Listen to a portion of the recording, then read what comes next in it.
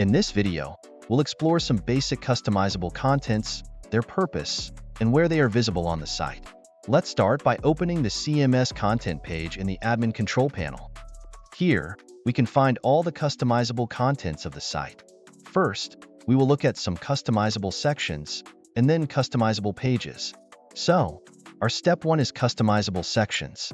Let's start with homepage announcement. This content will appear on the homepage only to make any kind of announcements. Now we will see site header.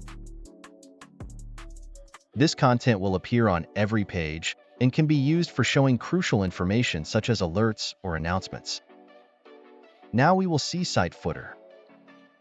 This content will appear below the secondary navigation links in the footer area at the bottom of every page and can be used for displaying important links, contact information, etc. Now let's see sign-in copy. This content will be displayed on the standard sign-in page. Now let's see registration copy. This content will appear at the bottom of the registration form. Now let's see user verification copy. This content will appear above the user verification form. This form is accessed when a user clicks on the account verification link that they receive in their email. Now let's see Contact Us section. This content will appear alongside the contact form and is accessible by clicking the Contact Us link at the bottom of every page. Now, step 2.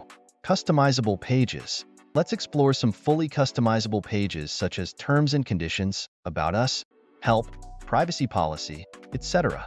The content of these pages appears on dedicated page that can be accessible by clicking on their specific links. Step 3.